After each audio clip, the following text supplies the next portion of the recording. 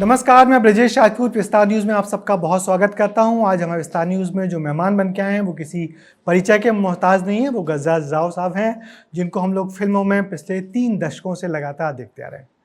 Sir, इतना लंबा career और आपकी पहली फिल्म जो मध्य प्रदेश में ही शूट हुई है, चंबल, और मुझे उस फिल्म जब देखी थी तो मुझे भरोसा नहीं हुआ था कि ऐसी फिल्म बन भी सकती है। मैंने दिल्ली की शीला थिएटर में उसको देखा था, शीला जी जो अब बंद भी हो गया जी, सर ना। जी। तो देखा तो जो पहला सीन था और जो गाली के साथ जो शुरू होता, जी। और फिर उसमें जो आपका एक डायलॉग था, क्योंकि हम तो सब मध्य प्रदेश के लोग हैं, और जब आप फूलन देवी को छेड़ते हैं फुल्लो बोलते हैं जी, कि काय फुल्लो जी, तो वो मुझे आज तक याद है। जी। तो कैसा बैंडिट क्वीन को आप कैसे याद करते हैं? माइलस्टोन है विजेश, माइलस्टोन है वो मेरे जीवन में तो है ही है, क्योंकि वो पार्ट बहुत छोटा था लेकिन उसका असर बहुत, गूंज उसकी बहुत दूर तक सुनाई दी। तो उसने मेरे लिए बहुत सारे रास्ते खोले, क्योंकि वो सिनेमा ऐसा बना था, ऐसी फिल्म बनी थी जिसको बोलते हैं मील का पत्थर।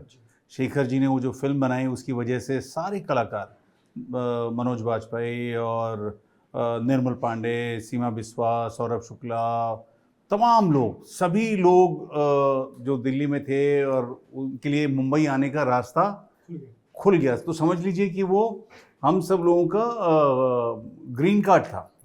बैंडिट क्वीन जो थी उसने एक पूरे बहुत बड़े समूह के लिए रास्ते खोले। पर पहली फिल्म में इतने बड़े डायरेक्टर के साथ काम करना, वो भी मेरे ख्याल है चैनल 4 की फिल्म थी। चैनल 4 की फिल्म थी जी। ब्रिटिश प्रोडक्शन हाउस था और उसकी फिल्म थी। तो पहली फिल्म में इतना बड़ा ब्रेक मिलना है जी, क्या आपको महसूस, माने उसका श्रेय तिग्मांशु धूलिया जी को जाता है। तिशु जो उस फिल्म में असिस्ट कर रहे थे शेखर जी को और कास्टिंग कर रहे थे, और उन्होंने मेरे नाटक देखे थे। मुझे मंच पर अभिनय करते हुए देखा था और उनको लगा था कि ये वाला पार्ट जो है गजराज ठीक ठाक कर लेगा, और उस तरह से उन्होंने शेखर जी से मिलवा दिया। लेकिन आपको शुरू में तो अंदाज़ा नहीं होता है, क्योंकि ये फिल्म है और जिसमें सब लोग सबको पार्ट मिल रहा है। और वो ज़माना था जब एकता कपूर के सीरियल्स नहीं थे, बिल्कुल, तो रोजगार बहुत कम था एक्टर्स के लिए। कहीं श्याम बेनेगल साहब की फिल्म में कोई छोटा पार्ट मिल गया, गोविंद निहलानी जी की फिल्म में मिल गया, कुंदन शाह जी की फिल्म में, अजीज मिर्जा साहब की फिल्म में, और कमर्शियल फिल्मों में तो मतलब बैकग्राउंड का भी बैकग्राउंड होते थे। सुभाष घई साहब की फिल्म में पार्ट मिलना, महेश भट्ट साहब की फिल्म में काम मिल जाना बड़ी मुश्किल चीज़ होती थी। तो उस माहौल में दिल्ली में शूटिंग हो रही है और दिल्ली में कास्टिंग हो रही है, तो वो मतलब हल्ला मचा हुआ था कि बैंडिट क्वीन की कास्टिंग, बैंडिट को। तो उस समय आपको अंदाज़ा उस तरह से नहीं होता है, लेकिन जब आप शूटिंग प्रोसेस में जाते हैं, उससे पहले मैंने टेलीविज़न का छुटपुट काम किया था, सिपाही 1, सिपाही 2, इस तरह का। तो वहाँ पे जाके देखा कि वो विस्तार से पहली बार मेरा वो बना, एग्रीमेंट बना, अच्छा, कॉन्ट्रैक्ट साइन हुआ, गजब है ना, जिसमें मेडिकल टेस्ट हुआ। तो मुझे लगा अरे वाह, ये तो कुछ जलवा है। और वहाँ पे जाके बहुत सारे अंग्रेज़ लोग टीम के अंदर, और रिवाइंस में, धौलपुर के रिवाइंस में, बीहड़ में शूटिंग हो रही है, और ब्रेकफास्ट टेबल पे मतलब ऐसा लगे कि जैसे 5 स्टार का बफे लगा हुआ है। क्या बात है। हाँ, और बड़ा रोमांचकारी था। बिल्कुल, मुझे तो अभी भी याद पड़ता है कि उन बीहड़ों में शूटिंग होना, और एकदम धूल मिट्टी, उतार चढ़ाव जी, और वो सब जिस रियल लाइफ में बहुत रियल था। मतलब हर 2 किलोमीटर में या तो बहुत तारीफ मिलती थी, गांव वाले बहुत तारीफ करते थे, या बहुत गालियां देते थे। जो फूलन के समर्थन में और फूलन के विरोध में जो समुदाय होते थे वहाँ पर, उनसे बड़ा कटाक्ष मिलते थे या बहुत प्रोत्साहन मिलता था कि जिज्जी के लिए फिल्म बना रहे हो, बहुत सही है। या फिर बड़ा अभद्रता के साथ कोई बोलेगा कि आया उसके लिए फिल्म नहीं बननी चाहिए। तो उस हम तो मतलब लड़कपन था, बड़े छोटे थे उम्र में, तो लेकिन बड़ा रोमांचकारी अनुभव। पसंद में थोड़ा पीछे पलट के देखें तो कैसे आपको एक्टिंग का शौक कैसे लग गया? आपने तो, जो मैंने पढ़ा है, आपके पिताजी रेलवे में थे, अलग अलग शहरों में आप रहे, फिर एक्टिंग का चस्का या शौक? या शौक देखिए क्या होता है कि पॉपुलर सिनेमा आपके आसपास रहता है। अमिताभ बच्चन, धर्मेंद्र, विनोद खन्ना, शत्रुघ्न सिन्हा, है ना, रेखा, जीनत अमान, परवीन बाबी, कबीर बेदी, ये आपके लड़कपन में आपके साथ हैं। दिलीप कुमार साहब, पुरानी पिक्चरें और टेलीविज़न, और वो कहीं ना कहीं आपका मानस, आप उसको उसकी तरफ आकर्षित हो ही जाते हो। मिडिल क्लास में, लोअर मिडिल क्लास में आपको सिनेमा आपके लिए, अभी तो फिर भी चेंज हो गया है बहुत, OTT आ गया है, एक रील प्रदेश बन गया है पूरा का पूरा, है ना। तो रील एक यूनिवर्स आ गया है जिसके अंदर कि आप पूरा खो गए हैं लोग। लेकिन एक ज़माना था जब सिनेमा थिएटर में जाना, Sheela, Khanna, Regal, Rivoli, Odeon Plaza, है ना, चाणक्य, तो वहाँ जाके सिनेमा देखना, तो मुझे लगता है कि वो एक इनडायरेक्टली वो इम्प्रेशन रहा होगा कि यार कि ये, और आप हर कभी ना कभी लड़कपन में, छुटपन में अभिनय करके देखते हैं, डायलॉग बोल के देखते हैं। मेरे साथ जो हुआ टर्निंग पॉइंट ये हुआ कि मेरी ज़िंदगी में बहुत सारे उतार चढ़ाव आ रहे थे, कहीं काम काज रोजी रोटी का चल नहीं रहा था, और उसके बीच में मैं एक नाटक देखने चला गया किसी दोस्त के साथ, संध्या छाया। और वो दो लोग थे उसके अंदर, एक वयोवृद्ध कपल जो अपने जीवन को याद कर रहा है कि क्या हुआ क्या नहीं हुआ। तो मुझे बड़ा आश्चर्य हुआ कि यार ये दो लोग इतनी देर से लाइनें कहाँ से पढ़ के बोल रहे हैं। मैंने पीछे मुड़ के देखा, श्री राम सेंटर के बेसमेंट में, मैंने कहा यार ये लाइनें बोल कहाँ से रहे हैं ये लोग, है ना। और फिर वो नाटक इतना अच्छा था, और उसके बाद मुझे एमेच्योर थिएटर ग्रुप ज्वाइन किए थोड़े बहुत, और फिर एक्ट वन से जुड़ा। जॉन बेरी का था? नहीं, वो बेरी जॉन के साथ तो एक अलग नाटक किया था मैंने, सुनो रे किस्सा। एक्ट वन था जिसके अंदर एन.के. शर्मा, निखिल वर्मा, आशीष विद्यार्थी, मनोज वाजपेयी, अनीश वर्मा, जूही डोगरा, शेफाली भूषण, ये तमाम लोग थे। तो जिससे एक तरह से कह सकते हैं कि रास्ता खुल गया अगले जीवन का। पर आपने जब आप उस दौर में जब एक्टिंग कर रहे थे या अभिनय कर रहे थे, नाटक कर रहे थे, तो कभी सोचा था कि सिनेमा तक ऐसी पहुंच हो जाएगी? और एक जो कैरेक्टर आर्टिस्ट नाम का एक छोटा सा कैरेक्टर आर्टिस्ट होता है, श्रीराम लागू से लेके बहुत सारे लोग हुए, तमगा मिलता है, मगर उस कैरेक्टर आर्टिस्ट में कभी आपको इतनी पहचान मिलेगी जैसे अब मिल जाता? बिल्कुल नहीं सोचा था ब्रजेश। क्या होता है कि जब आप शुरुआत में आपको नहीं मालूम होता, जब आप बहुत पहले पायदान पे होते हैं, तो जो 200वीं सीढ़ी या 300वीं सीढ़ी पे जाने के बाद आपको क्या परिदृश्य देखने को मिलेगा, उसका आप नहीं इमेजिन कर सकते हैं, उसको आप नहीं आपने सोचा होता। तो पहले तो आपका रोजगार ही होता है कि आप अपने खर्चे निकाल पाएं, घर वालों को आप आर्थिक सहयोग दे पाएं, इस तरह की चीज़ें चलती हैं। और फिर धीरे धीरे करके, और लेकिन मुझे लगता है कि एक जीवन में एक चीज़ मैंने जो पाई, जो मेरे आसपास मित्र थे, उनसे मुझे कहीं ना कहीं प्रेरणा मिली कि मैं, अगर बड़े पार्ट नहीं मिल रहे थे, उसको लेकर कहीं पर भी मैं कुंठा में नहीं था। अच्छा, ये मुझे सीख बहुत पहले मिली थी कि जो आपके पास नहीं है और आपको मिल गया, मान लीजिए आपके पास एक रोटी है और आपको एक रोटी एक्स्ट्रा मिल गई, तो आप प्लस में हैं। और अगर जब आप प्लस में हैं तो आपको कंप्लेन नहीं करनी चाहिए। तो ये मैं, और कंप्लेन नहीं करने का मतलब ये नहीं कि मैं उदासीन हो गया, मेहनत पूरी करता था मैं, लेकिन ये था कि कभी ना कभी, जैसे मैंने एक स्वानंद किरकिरे हमारे मित्र हैं, उनकी एक फिल्म देखी, क्या फिल्म थी, चुंबक, और मैंने देखा यार ये तो मेरे कबीले का ही है। या संजय मिश्रा की फिल्म देखी, आंखों देखी, यार ये तो ऐसा, मतलब मैं ये सोच सकता हूँ कि मुझे संजय दत्त या धर्मेंद्र वाले पार्ट नहीं मिलेंगे, लेकिन ऐसे पार्ट तो मुझे मिलने चाहिए ना, ऐसी आशा एक रहती थी। और उसके बीच में बधाइयों मिल गई मुझे, और बधाइयों ने फिर आपको बधाइयों का रास्ते खोल दिए। मगर आपको हम लोग जितने लंबे समय से देख रहे हैं, तो आपकी एक्टिंग में गजब ऐसी चीज़ है जो पंकज त्रिपाठी या आप लोगों ने नई चीज़ को आगे ले गए हैं। अरे सर, मैं अभी ब्रजेश, मुझे 2-3 बार ऐसा हुआ है कि मुझे लोग मिलते हैं और बोलते हैं कि जिस फिल्म में आप पंकज त्रिपाठी होते हैं वो हमारी विश लिस्ट में आ जाती है, वो फिल्म हम या वो शो हम देखना पसंद करते हैं। तो बड़े सम्मान की बात है ये जो एफर्टलेस एक्टिंग है आपकी, हमारे पंकज त्रिपाठी जी की, ये एकदम नई विधा है जो मैंने ब्रजेश, उसके पीछे रीज़न ये है कि OTT ने पूरी दुनिया का खजाना दर्शकों के लिए खोल दिया है, और दर्शकों को Spain, Italy, Germany, Japan, Norway, Malayalam cinema, Iran, वहाँ का सिनेमा लोग आम जन के पास है।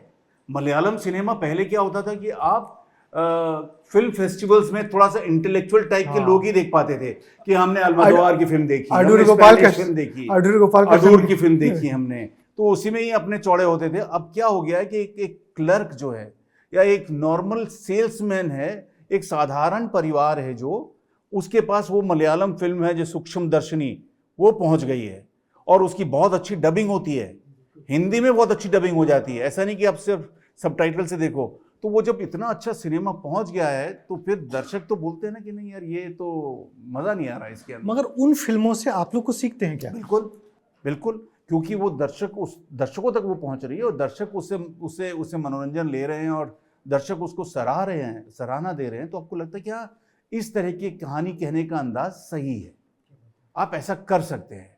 आप इसमें जरूरी नहीं कि आप एक्टिंग करते हुए दिखें, कहानी कर रही है और किरदार सामने बोलना चाहिए। आपने बहुत सारे रोल किए हैं, मैंने इस दरमियान काफ़ी सारे रोल हैं, और तो उस रोल में कोई ऐसा कैरेक्टर जिसको लेकिन अभी हम लोग हालांकि आपकी जॉली LLB 3 भी देखी जी, वो उसमें आप विलेन थे जी, वो कैरेक्टर भी बड़ा पसंद किया गया, दोपहिया वाला कैरेक्टर बहुत पसंद किया गया, एक बाप की मजबूरी और तमाम चीज़ें आपने जिस खूबी से निभाई वो बहुत यादगार, मतलब आपको देखने के बाद कोई भूलता नहीं है उस कैरेक्टर को।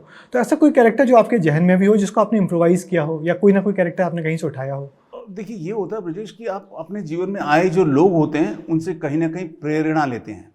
जैसे अभी हम नन्हे जो थे हमारे, जिन्होंने चाय दी, उन्होंने जो मयंक, जिनका छज्जे वाले बाल बने हुए थे, तो वो और जो वो चाय दे सर्व कर रहे हैं, लेकिन उनका एक स्वैग है ना, जिस तरह से उन्होंने कपड़े पहने हुए हैं, है ना, कि वो अपने आप को मान नहीं रहे हैं कि मतलब ऐसा नहीं कि मुझे चाय वाला मत समझो, मुझे मतलब यहाँ पर मैं चाय दे रहा हूँ लेकिन मैं आगे जाऊँगा बहुत में। तो वो आप ऑब्जर्व करते हैं, और एक्टर का काम है ऑब्जर्व करना कि हवाई जहाज़ में या ट्रेन में या फेरी में या बस में या रिक्शा में या सड़क पे, मॉल पे, आप जहाँ पर भी हैं आप निरंतर पढ़ रहे हैं, सिर्फ किताबें नहीं, लोगों को पढ़ रहे होते हैं, लोगों के हाव भाव, चेहरे।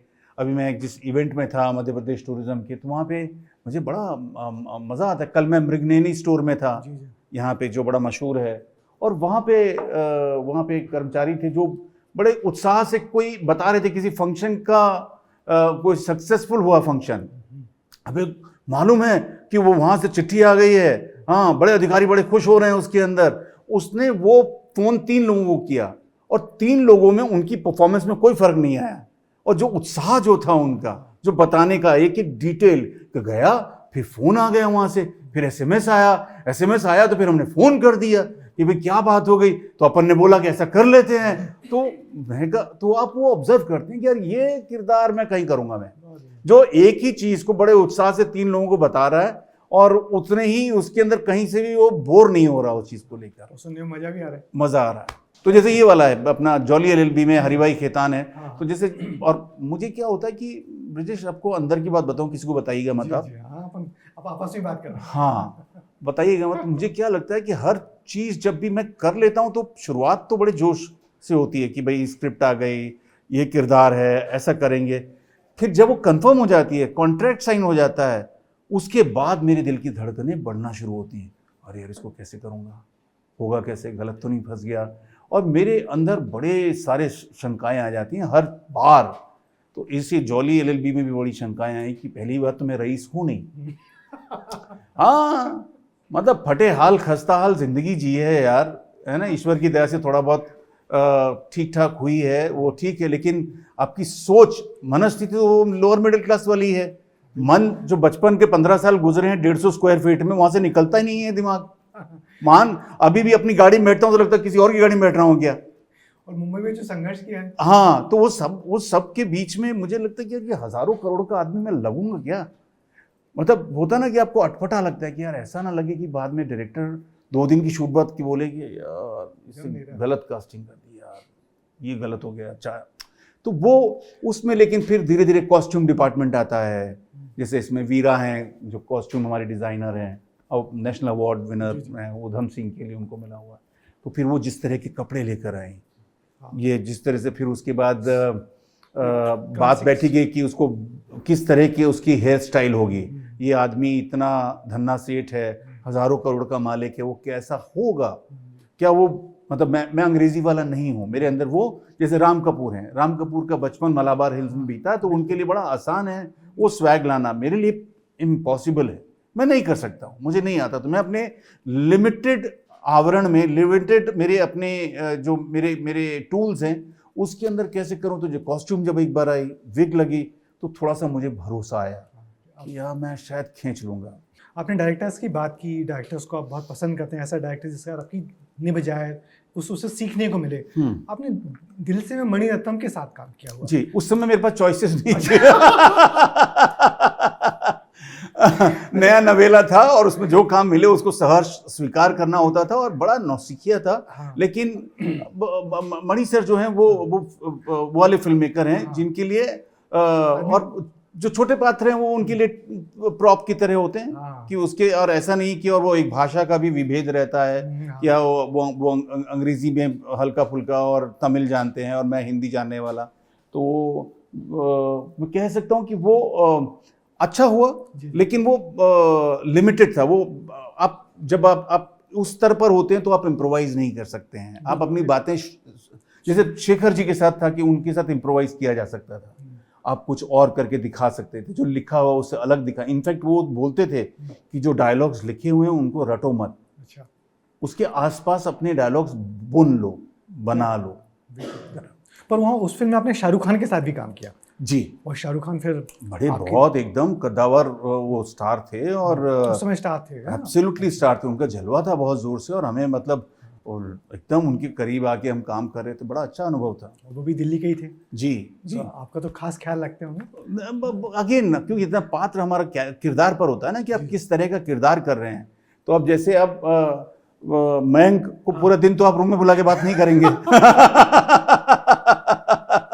तो समझ लीजिए कि मैं मयंक था सर ऐसा कोई आपने बहुत सारे, माने एक एक्टर का मजा वही है, जैसे हम जर्नलिज्म का मजा ये होता है कि हम लोग हर रोज एक नई स्टोरी करते हैं, अपने काम को रिपीट नहीं करते। तो आप लोगों के साथ भी है कि हर दिन कोई आप हर नई फिल्म में एक नया रोल करते हैं। देखिए, नया रोल है, किरदार सेम होगा, लेकिन आपके जो डायरेक्टर हैं जैसे ही वो अलग हो गए तो यूनिवर्स अपने आप में अलग हो जाएगा। बिल्कुल। जैसे हर शेफ, हर कुक, जैसे मेरी माँ जो राजमा बनाती हैं, मेरा मानना है कि दुनिया में श्रेष्ठ राजमा मेरी माँ बनाती है।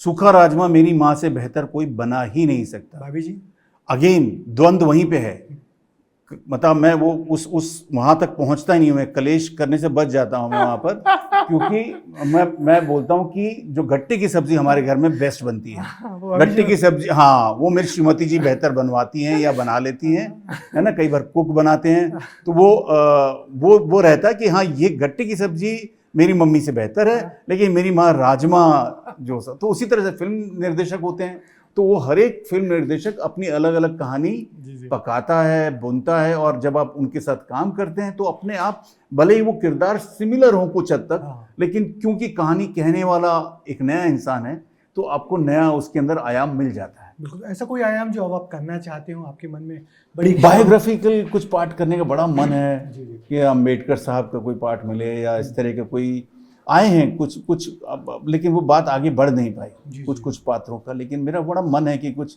जो रियल लाइफ कोई कैरेक्टर के साथ करूं मैं। आपको लगता है कि कॉमेडी लोग ज़्यादा पसंद कर रहे हैं? आपकी भी जो ह्यूमर होता है या कॉमेडी का जो सेंस होता है वो गजब लोग पसंद करते हैं, और इसलिए लोग पंकज त्रिपाठी और आपको फिल्म में, भले आप लीड रोल में नहीं होते, मगर आपके सीन का इंतजार करते हैं कि कब वो आ रहे हैं, और जब वो आ रहे हैं तो थोड़े सतर्क हो जाते हैं। तो ऐसे ही आपका है। तो कॉमेडी इतनी सहजता से कैसे कर लेते हैं? कॉमेडी सबसे मुश्किल है ब्रजेश, सबसे मुश्किल है कॉमेडी। मेरा मानना है कि दुनिया में सबसे मुश्किल विधा है, हंसा नहीं सकते आप। हंसाना, दुनिया को हंसाना, जनता को हंसाना, और 200, 300, 250, 500 लोग, 250 परिवार, 200 परिवार जो बैठे हुए हैं, जो अलग अलग मनस्थिति के साथ आए हैं। किसी का पैचअप हो रहा है, किसी का रिश्ता टूट रहा है, किसी का घर में कलेश हुआ है, किसी घर में राजमा खराब बना है, गट्टे की सब्जी अच्छी बनी है, वो लोग वहां पर हैं, सिनेमा देखने आए हैं। उन 250 नजरों को, 250 कपल्स को, परिवारों को, 500 दर्शकों को आप एक साथ कैसे हंसाएंगे? बधाई हो का मेरा अनुभव ये था कि मैंने तकरीबन उसके 20-25 शोज देखे थे अलग अलग शहरों में, दिल्ली, मुंबई वगैरह में, और हर जगह पे जिस जगह पे एक शहर की ऑडियंस हंसती है वहीं पर ही दूसरे शहर की भी ऑडियंस हंसती है। हर एज ग्रुप के लोग हंसते हैं। आज 7-8 साल होने के बावजूद जितने लोग मिलते हैं, आज सुबह रेस्टोरेंट में हम लोग ब्रेकफास्ट कर रहे थे, वाह आपने वो जो बोला था ना, वो चिटकनी बंद, तो वो मतलब सोचिए ना, तो बड़ा मुश्किल काम होता है। और उसमें ऐसा नहीं कि हम लोगों ने चुटकुले सुनाए हैं। जितेंद्र कौशिक चुटकुले थोड़ी सुना रहा है, ना मेरी अम्मा सुना रही चुटकुले। सिचुएशन में हाँ ह्यूमर है। अगर आपने लूट केस देखी हो, अरे यार गलत कर दिया, लूट केस जरूर देखिए आप। तो उसमें एक राजनीतिज्ञ का पार्ट है मेरा। और मेरा मेरा मेरा सूटकेस खो गया है ना, मेरा सूटकेस जिसके अंदर बहुत इंपॉर्टेंट डॉक्यूमेंट वगैरह हैं वो चला गया है। और मेरा जो मेरा खास पुलिस अधिकारी है उसको मैंने बोला कि काम पे लगाया कि ये ऑफ द रिकॉर्ड इसको इस सूटकेस को ढूंढना, नहीं तो गड़बड़ हो जाएगी, इलेक्शन आने वाला है। और मैं उसको फ़ोन करता हूँ, बोलते सूटकेस मिला गया, और वो है ना खाना खा रहा है, रणवीर शोरी, वो खाना खा रहे हैं और जी ये बात मैं बोल रहा हूँ तो खाना खा रहा है क्या? मेरी तो भूख ही मर गई है। जिसका सूटकेस को है वो उसको भूख लगेगी क्या? और वहां से साइलेंस आता है उसका, क्या तुझे ये लगा तू खाना खा रहा है इसलिए बोल रहा? नहीं नहीं तू खाना खा। तो अब वो मैं जोक नहीं सुना रहा हूं, लेकिन वो जो फ्रस्ट्रेशन है रणवीर शोरी की, वो खाना थाली फेंक देता है कि मतलब ये मुझे खाना मतलब। या एक जगह पे बोलता है कि ये इससे पहले सीन है जो बोलता है कि पाटिल साहब मुश्किल काम है। मुश्किल है, कितना मुश्किल है? वो मर्डर केस में मैंने तेरा पोस्टिंग रुकवाया था, उतना मुश्किल है? क्या बात है। तो वो ह्यूमर है, वो मतलब वहां चुटकुला सुनाए बगैर चुटकुला है। तो मेरा मानना है कि जो पंकज त्रिपाठी भी जिस तरह की पाठ करते हैं वो चुटकुले नहीं सुनाते हैं, वो सिचुएशन का ह्यूमर है, राइटिंग का ह्यूमर है। हम लोग खुशकिस्मत है कि हमें ऐसी स्क्रिप्ट्स मिल जाती हैं, पंकज भी, मैं भी, क्योंकि बड़ा कठिन है। रुला सकते हैं आप, इमोशनल कर सकते हैं, ड्रामा थोड़ा सा उसमें म्यूजिक हाइटेंड कर देंगे, लेकिन ह्यूमर में आप म्यूजिक अंडरलाइन करके आप नहीं कर सकते हैं। बिल्कुल सर, एक रैपिड फायर होता हमारा जी। तो सर जी आपसे जल्दी जल्दी मैं पूछूंगा, तो आपको क्या ज़्यादा पसंद है, कॉमेडी या ड्रामा? मुझे अच्छी स्क्रिप्ट पसंद है मुझे। ओके। सबसे मज़ेदार शूटिंग अनुभव किस फिल्म का रहा? बधाई हो। और सबसे आपका फेवरेट बॉलीवुड एक्टर? दिलीप कुमार साहब। क्या बात है। और हाल फिलहाल के दिनों में? हाल फिलहाल के दिनों में फहद फाजिल। और फेवरेट बॉलीवुड एक्ट्रेस? शर्मिला जी। क्या बात। शर्मिला जी, नूतन जी, क्या बढ़िया काम किया। थिएटर और फिल्म में से कौन ज़्यादा आपके दिल के करीब है? देखिए, मैं थिएटर किए हुए बहुत ज़माना हो गया, अरसा हो गया, तो मुझे लेकिन थिएटर पे का एक अलग रस था। जब मैं अब ये रंगमंच देखने जाता हूँ, मैं नाटक देखने जाता हूँ, तो मेरा दिल को बहुत एकदम टीस होती है, हल्की सी। क्या बात है। और यदि आप फिल्मी दुनिया में नहीं होते, कलाकार नहीं होते, तो क्या करते? जर्नलिस्ट होता। मैं यहाँ पर ब्रजेश राजपूत का इंटरव्यू ले रहा होता। बहुत शानदार। और आपके लिए एक डायलॉग जो आप हमेशा याद रखते हो, या आपका फेवरेट डायलॉग जो आपने किसी फिल्म में यूज़ किया हो? डायलॉग बाजी वाली फिल्में की नहीं मैंने। दूसरों ने डायलॉग बोले, कुंडी बंदना हो गया, जो रोज चिटकनी बंदना होगी। दूसरों के डायलॉग हमेशा अच्छे रहे, मेरे डायलॉग कुछ ऐसा मुझे नहीं याद पड़ता है कि कुछ मशहूर हुआ हो। अगली फिल्म में किस तरीके का एक नया रोल करना चाहोगे? हालांकि आपने बताया है बायोग्राफिकल कुछ पार्ट मिले तो मुझे बड़ा मजा आएगा। तो आपको क्या लगता है, सिनेमा कंटेंट ज़्यादा इंपॉर्टेंट है या स्टार पावर? दोनों चीज़ों का समावेश है। क्या आपको लगता है फिल्म इंडस्ट्री में अभी भी नेपोटिज्म बहुत ज़्यादा है, या उस दौर से उभर गई है इंडस्ट्री? नेपोटिज्म कहाँ नहीं है। जर्नलिस्ट का बेटा जर्नलिस्ट बनता है, जर्नलिस्ट की बेटी जर्नलिस्ट बनती है, डॉक्टर का बेटा डॉक्टर बनता है, लाला जी का बेटा लाला बनता है। तो नेपोटिज्म तो हर जगह है। यहाँ पे क्या है, क्योंकि ये इतनी चमक धमक वाली दुनिया है कि इसमें नज़र ज़्यादा पड़ जाती है। अगर ऐसा होता तो तुषार कपूर सुपरस्टार होते। नेपोटिज्म का इतना ही चल रहा होता तो तुषार कपूर सुपरस्टार होते, अभिषेक बच्चन कमर्शियली बहुत बड़े स्टार होते, वो नहीं है। बॉबी देओल 10 साल तक गायब नहीं रहते, चाहे कोई भी हो।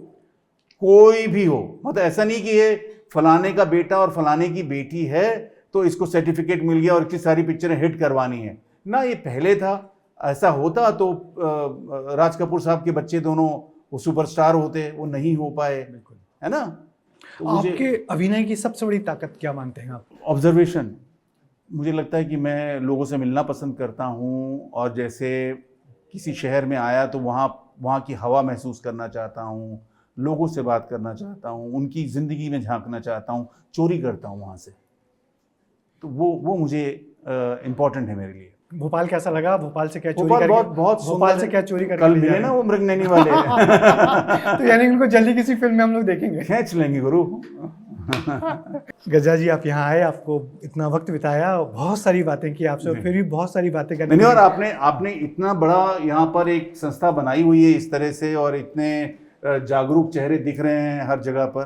तो आपको बहुत बहुत बधाई और शुभकामनाएं आपको। तो आपको भी बधाई हो, और बधाइयों के लिए आपको लगातार बधाइयाँ मिलती रहें, और बधाई हो जैसी फिल्म, एक नई फिल्म कभी हम लोग को देखने मिले। इस सब पे आपको बहुत बहुत शुभकामनाएं, बहुत बहुत धन्यवाद जो आप यहाँ आए। Thank you. क्या बात है, महफिल लूट ली।